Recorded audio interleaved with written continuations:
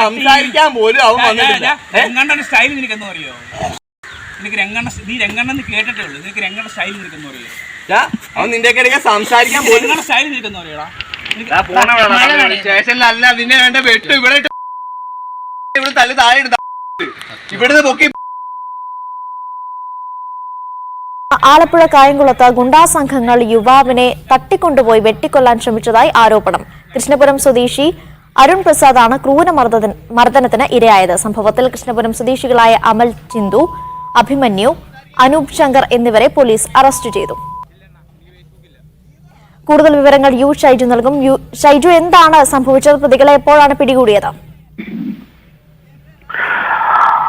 അനിഷ, അതായത് 16-ാം തീയതിയാണ്, ഈ മാസം 16-ാം തീയതിയാണ് ഒരു സംഭവം ഉണ്ടാകുന്നത്. അതായത് ഇതിൽ ഒന്നാം പ്രതിയായ അനൂപ് ശങ്കർ എന്ന കാപ്പ നിയമപ്രകാരം പോലും നാടുകടത്തപ്പെട്ട പ്രതിയാണ്. ഈ കുപ്രസിദ്ധ പ്രതി കായംകുളത്ത് തട്ടുകടയിൽ വെച്ച് തർക്കമുണ്ടാകുന്നു. ഈ തർക്കമുണ്ടാകുമ്പോൾ ഇദ്ദേഹത്തിന് ഫോൺ നഷ്ടപ്പെടുന്നു. ഈ നഷ്ടപ്പെട്ട ഫോൺ അരുൺ പ്രസാദ് എന്ന കൃഷ്ണപുരം സ്വദേശി പോലീസിനെ ഏൽപ്പിക്കുന്നു. ഈ പോലീസിനെ ഫോൺ ഏൽപ്പിച്ചതിന്റെ വൈരാഗ്യം തീർക്കാനാണ് ഈ അനൂപ് ശങ്കറും അതോടൊപ്പം തന്നെ അമൽ, രാഹുൽ അടക്കമുള്ള ഈ 4 പേർ ചേർന്ന് ഈ 15-ാം തീയതി ഈ അരുൺ പ്രസാദിനെ കൂട്ടിക്കൊണ്ടുപോയി ആദ്യം കാക്കനാടുള്ള ഒരു കോളനി പ്രദേശത്തും പിന്നീട് റെയിൽവേ ക്രോസിന് സമീപത്തും വെച്ച് ക്രൂരമായി മർദ്ദിക്കുകയാണ് ചെയ്തത്. ഈ ക്രൂരമർദ്ദനത്തിന്റെ ഫലമായി വലത് ചെവിയുടെ കേൾവി നഷ്ടപ്പെടുകയും ക്രൂരമർദ്ദനത്തെ തുടർന്ന് ചെവിയുടെ ഡയഫ്രം പൊട്ടുകയും ചെയ്തു എന്നാണ് പോലീസിനെ ബന്ധപ്പെടുമ്പോൾ നമുക്ക് മനസ്സിലാകുന്ന. മർദ്ദനത്തിനിടെ അരുൺ പ്രസാദ് ഇപ്പോൾ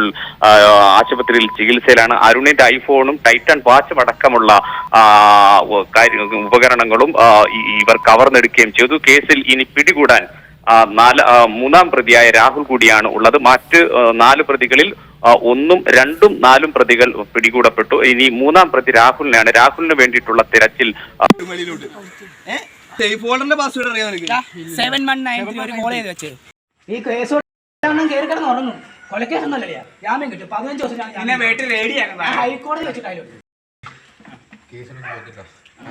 നീ പോയാലും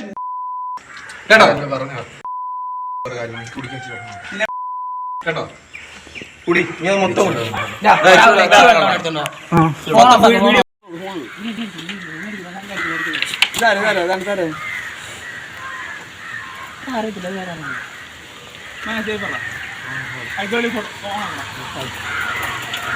ഫുള്ള് നിന്റെ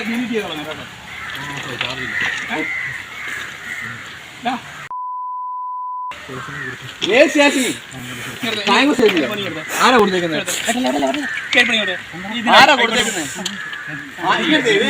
ഇവ ഇങ്ങെടുത്ത് റെഡിയാക്കി